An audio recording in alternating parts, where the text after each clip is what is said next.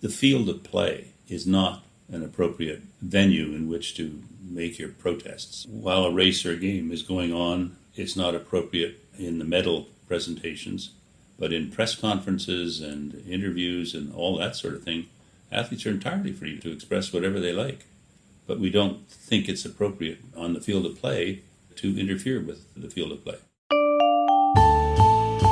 Hello and welcome to the GZERO World Podcast. This is where you can find extended versions of my interviews on public television. I'm Ian Bremmer, and today we are looking at the role of politics in sports. With COVID rates rising globally, this year's Olympics faced some major hurdles, to say the least. And the pandemic was only part of the picture, the Tokyo Games playing out against a backdrop of mounting global tension surrounding gender equality, racism, and human rights, leading many people to examine the role of politics on the playing field and the podium. I'm talking to Dick Pound, the longest-serving member of the International Olympic Committee, founding president of the World Anti-Doping Agency, and a former Olympic athlete himself. Let's get right to it.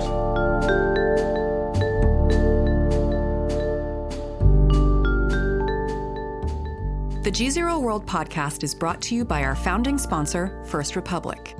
First Republic, a private bank and wealth management company, understands the value of service, safety, and stability in today's uncertain world. Visit firstrepublic.com to learn more. GZERO World also has a message for you from our friends at Foreign Policy. Could empowering women in the workplace be the simplest way to boost the global economy? Basically, yes. But how? The Hidden Economics of Remarkable Women is a new limited series podcast from Foreign Policy, featured on Apple Podcasts' New and Noteworthy. Listen to The Hidden Economics of Remarkable Women wherever you get your podcasts.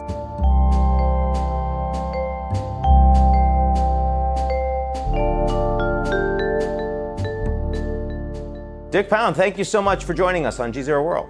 Pleasure. So look, you're longest-standing member of the IOC right now, and you've never been afraid to speak your mind. So here you are in Tokyo. I would love to hear your unvarnished opinion about how this thing is going. I mean, something that I'm not going to read in the press releases. Well, it's actually, from an Olympic sport perspective and a broadcasting perspective and all that, it's going normally. The competition is fantastic. The television images going around the world are as fantastic as we thought they would be. It's just on the ground a little bit.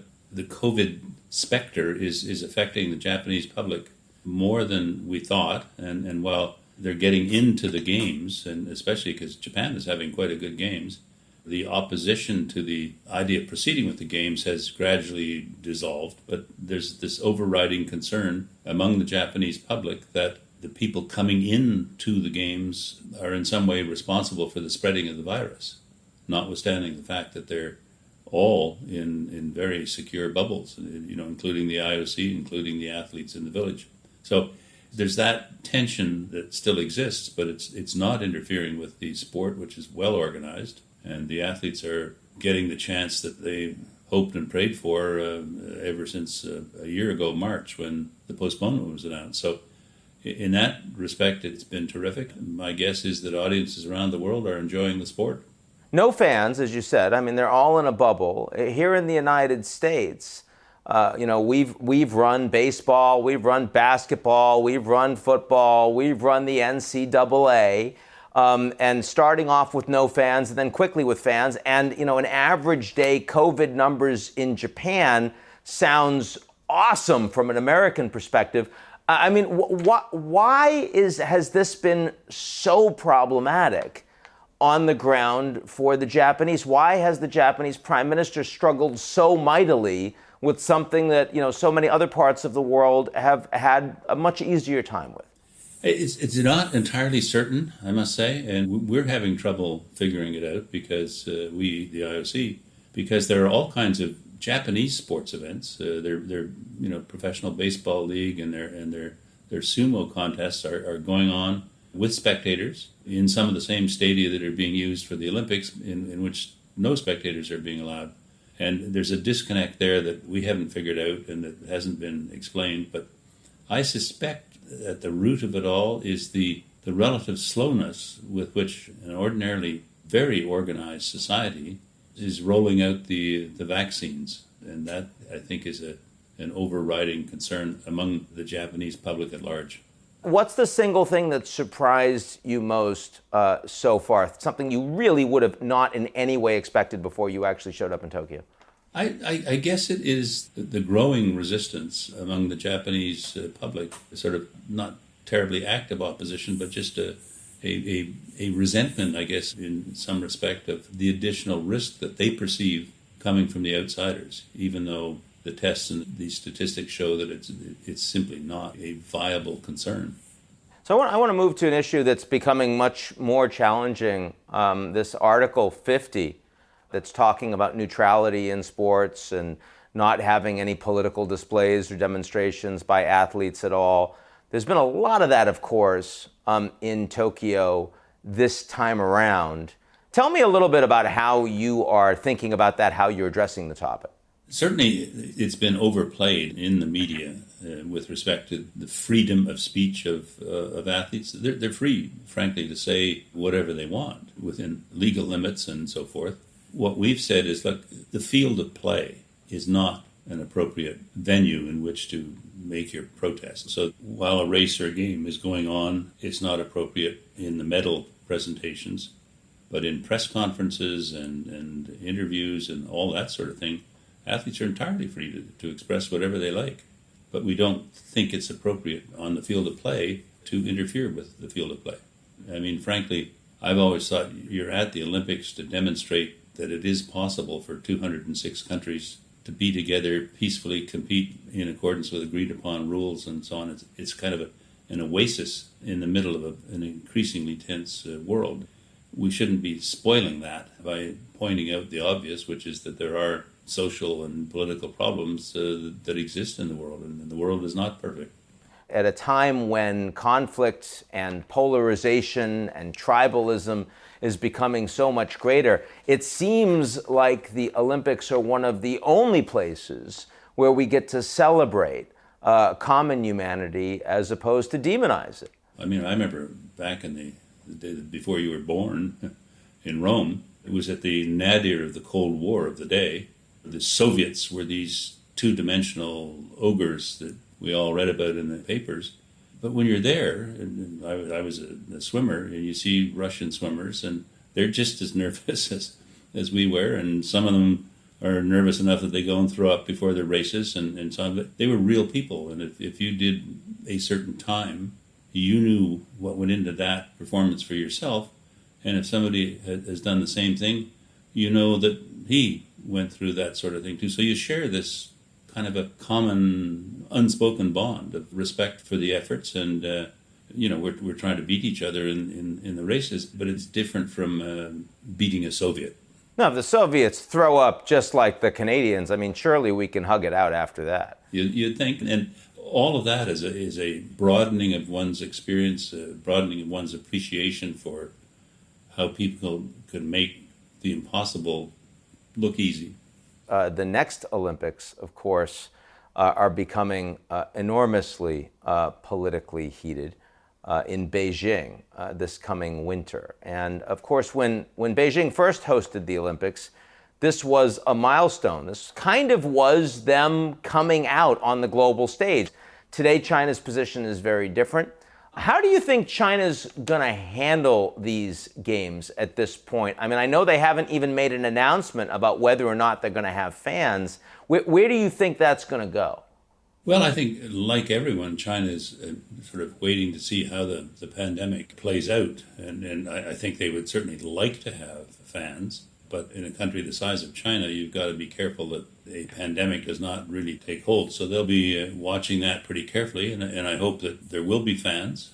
It looks like there will be certainly some political agitation around the edges from the rest of the world. I think it's pretty clear that there's no appetite to prevent athletes from going and participating. The issue is, how are governments going to express their disapproval of a number of Chinese government policies? You know, governments have their ways of sending signals. For example, you could make sure that, if we're talking about the United States, that no U.S. government official accepts any invitation to go there during the games. And the Chinese government could preempt that if they just said, we'll let Chinese fans, but we're not going to bring in international community. And then there's no call for diplomatic boycott. And they say it's because of COVID, but in reality, it saves everybody the embarrassment of having to make a tough decision about whether or not any of your leaders are going to show up. Well, normally the political leaders are invited by the government of the host country. They're not Olympic guests. And so if China chose not to invite anyone, that would be its decision. It would save probably a lot of angst on the part of the other governments, although, if they're excluded, that's probably a cause for complaint. I think there's no win-win here for either side. And Canada, of course, is in the middle of this. On the one hand, Canada hits way above its weight in terms of its importance in the Winter Olympics, the role of its athletes. On the other hand, we have this extremely painful diplomatic problem with the two Michaels who are being held illegally and now for quite some time by the Chinese government. It's been over 2 years since Michael Spavor and Michael Kovrig were arbitrarily detained in China following the arrest of Huawei CFO Meng Wanzhou. They sit in Chinese prisons as she remains under house arrest in Vancouver, awaiting an extradition ruling. Immigration officials in Canada gave permission for her family to travel here. Meanwhile, the two Michaels only have limited consular access. This week, the Biden administration called upon China again to release the two men. Huawei currently wants to get its 5G network into Canada, but there are concerns about the company's ties to the Chinese government and allegations of complicity in human rights violations. What do you think the Canadian response should be, assuming that this situation persists? Well, my guess is that Canada would be very reluctant to send any government officials in the circumstances. I mean, I think they know this is a tit for tat. But I don't think the Canadian government will go so far as to say, in effect, to China, we're so angry with your abrogation of the civil rights of segments of your society that we are going to show how mad we are by taking away all the civil rights of our athletes and preventing them from participating. We tried that in Moscow. It didn't work, and everyone knows that it doesn't work. There will be no conduct change as a result of an Olympic boycott. So my guess is that our athletes will go and our officials probably will not go. Whenever you talk about the Olympics, of course, there's always a series of headlines about how much it costs, about the extraordinary cost overruns that have bedeviled pretty much every Olympics, and so many infrastructure projects definitely.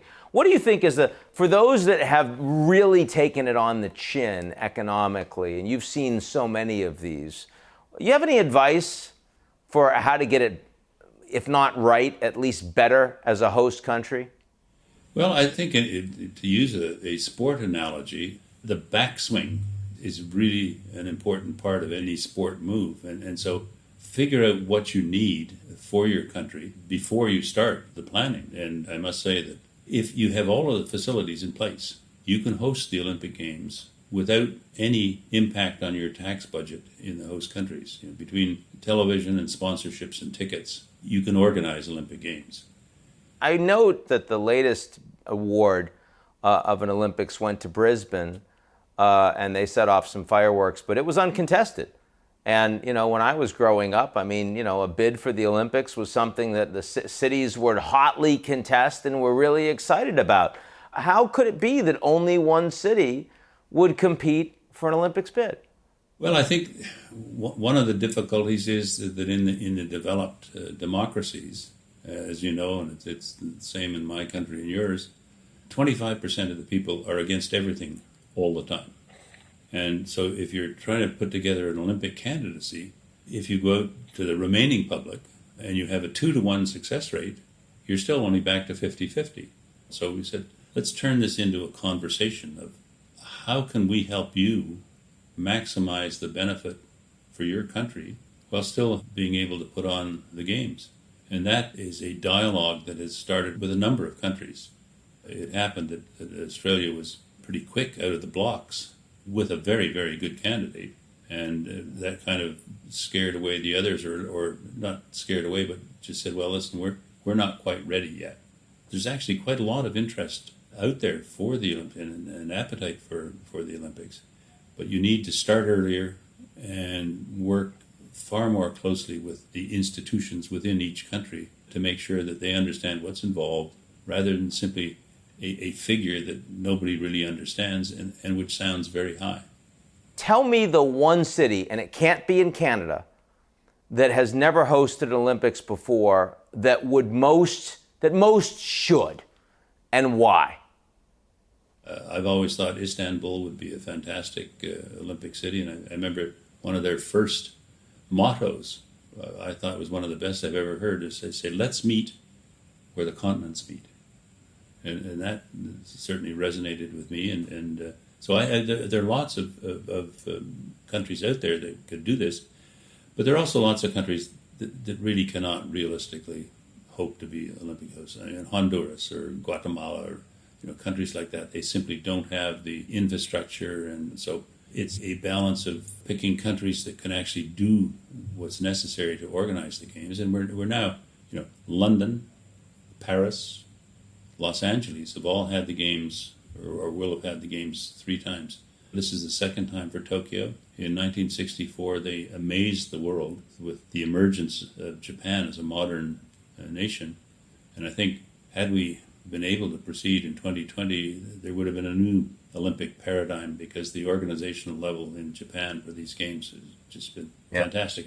Imagine being able to stop your 747 in mid-flight for a year and then continue the way they have this year. I don't know that there's another country in the world that could have done that. I think there remains an appetite for the Olympics, but I think it has to be approached differently so that the general people in prospective host countries understand what it means and what's involved and what the benefits are. Dick Pound of the IOC, thanks for joining us today from Tokyo. Really appreciate it. Nice to be with you. Thank you.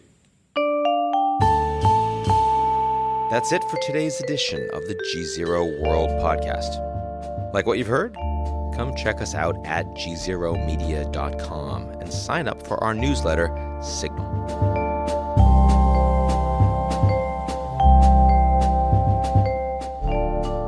The GZERO World Podcast is brought to you by our founding sponsor, First Republic. First Republic, a private bank and wealth management company, understands the value of service, safety, and stability in today's uncertain world. Visit firstrepublic.com to learn more. GZERO World also has a message for you from our friends at Foreign Policy. Could empowering women in the workplace be the simplest way to boost the global economy? Basically, yes. But how?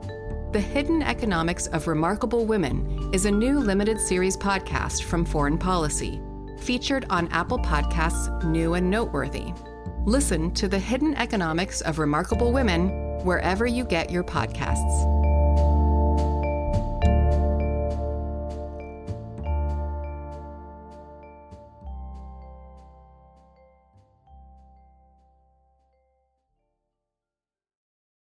You're listening to the GZERO World with Ian Bremmer podcast, your weekly geopolitical deep dive into the world's biggest news stories, featuring in-depth conversations with global leaders and newsmakers.